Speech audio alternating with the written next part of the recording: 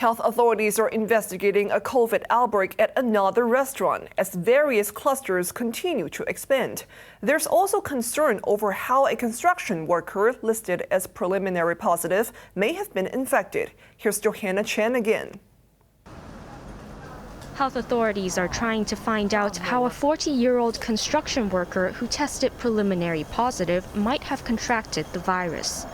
The man, who lives at 35 Nam Cheng Street in Shanshoupo, went to hospital yesterday after developing a fever.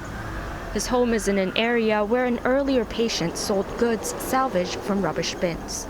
The construction worker had worked at a site in Chengshan Estate in Chunwan and at the Tin Shui Wai swimming pool site. His close contacts and colleagues will be quarantined. A 2-year-old toddler who lives on the 14th floor of Yin Kwai House in Kwai Chung was also declared preliminary positive after being taken to hospital with a fever.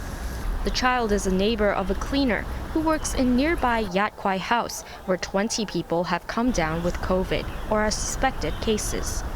Staff of Dragon Place in Aberdeen, meanwhile, must get tested, while the restaurant will close for 2 weeks after a diner was infected. He had his meal at around the same time as a previous case, but investigations are continuing because the two were not seen interacting. We've seen the floor plan of the restaurant and know that the two tables where the two cases seated, they are quite far apart. From what we understand from the two cases, they left the table and went to the toilet. Other than that, they may not have face-to-face contact during that period.